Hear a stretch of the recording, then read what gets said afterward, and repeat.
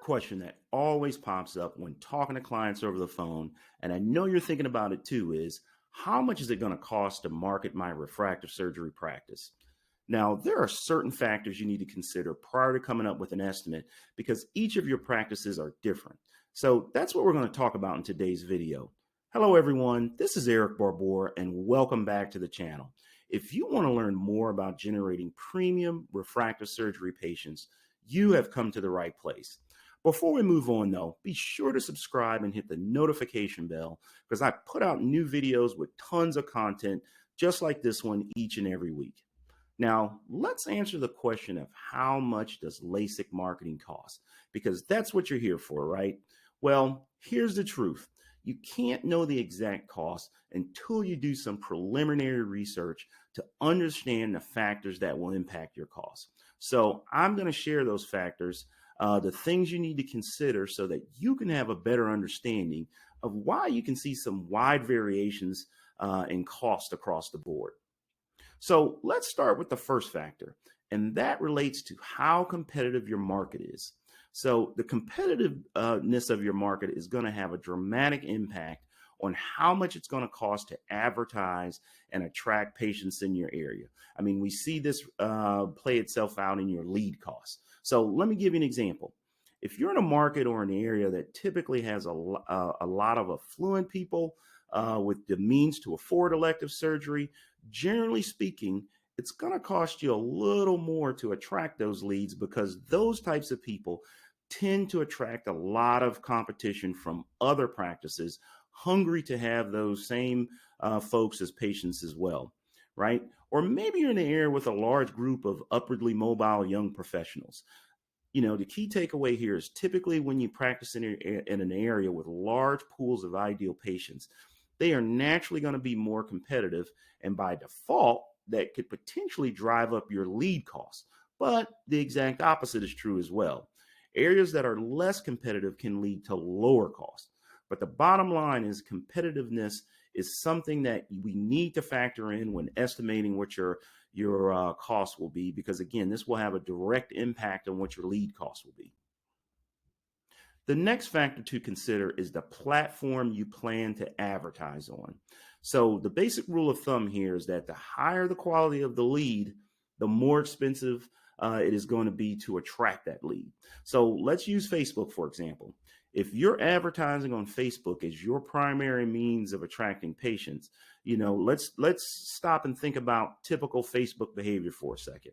Someone who is on Facebook is typically casually scrolling through their feed, you know, checking out updates from their friends. And if something happens to grab their attention, they might stop and click on it, which could lead to them contacting you.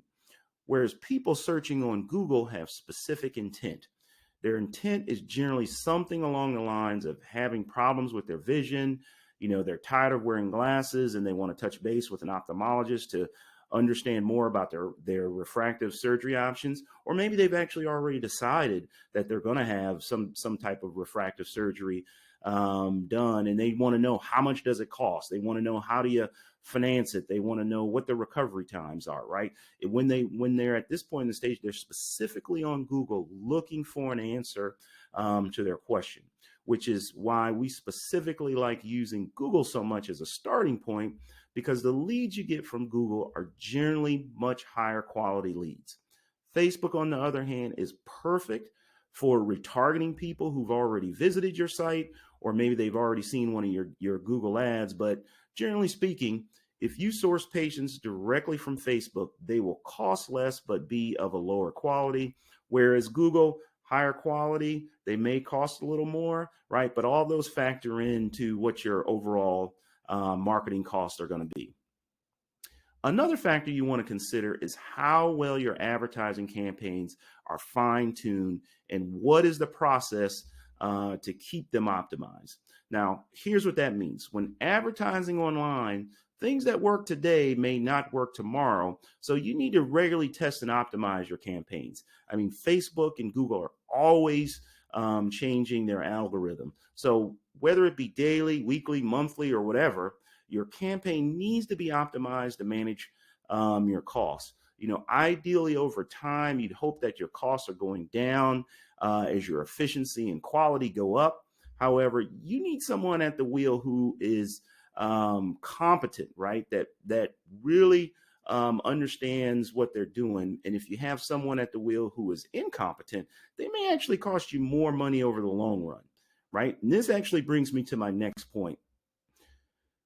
When you're making a decision whether or not you hire someone to help you with your marketing, right? You want to make sure you hire someone or partner with someone who actually understands the refractive space and can help you avoid pitfalls and minefields, right? Look, there are a lot of good marketing companies out there, but most of them are generalist agencies. I mean, think about it. They may have a few plumbers as clients. They may, have a few divorce attorneys or accident injury attorneys. Maybe they've even got a veterinarian or some other type of medical professional. But do they really understand refractive and cataract marketing too, right?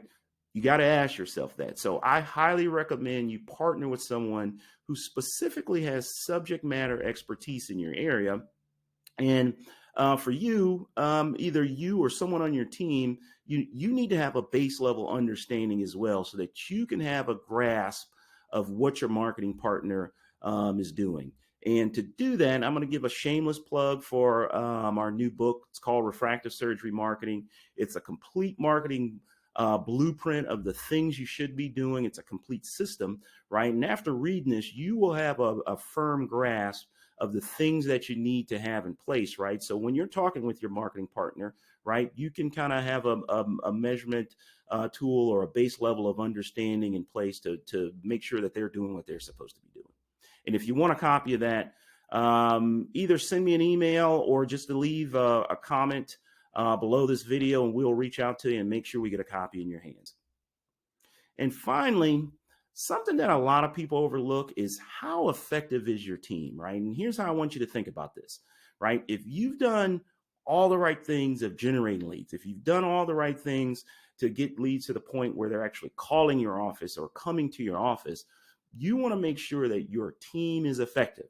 So that plays out from the standpoint of when they call your office. Does your team know how to handle those leads and effectively get them booked so that they come in and actually see you or another physician in your office, right? When they come in your office, right, are you effectively, ushering them through the appropriate experience such that they actually pull the trigger and move forward with surgery, right? And this plays out from the standpoint, I mean, if you think about it, and, I'm not sure what your conversion rates are, right? But let's make up some numbers here, right? Let's say, for example, 35% of the people that you're able to attract as a lead, you're able to convert those people into a consultation, right?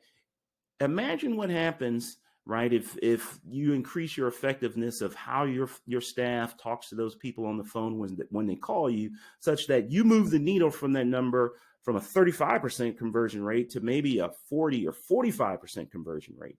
And then, imagine what happens when people actually come into your office, right? Do they get all the warm and fuzzies such that they actually book and move forward with the consultation, meaning they understand their payment options, they understand their financing options, they feel comfortable once they are actually in the office and realize that once in your care, everything is going to go smoothly and they're going to have the vision of their dreams, right? So that can impact your cost as well, because let's kind of look at this from a high level. If you have 100 leads, right, and you go from taking, just again making up numbers here, 35 people and putting them in the process, right? And you move that number from taking that same 100 leads, and now you've got 50 people, being put through the process. I mean, your numbers absolutely go through the roof, and maybe then you can dial back some of your advertising costs, right? Because you're a little more effective, in terms of the ROI you're able to generate on each dollar.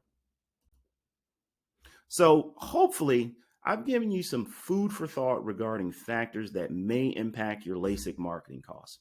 And if you've enjoyed this video, what I want you to do for me is make sure you subscribe to the channel, and please hit the like button and the notification bell so that you get notified when I drop these videos. And if you know someone who may benefit from this content, please share it with them. It helps us grow the channel. so that we can help more people. And if you need help making sense of all of this, please give us a call. We would love to help. Again, my name is Eric Barbour. Thanks for tuning in, and I will see you on the next episode.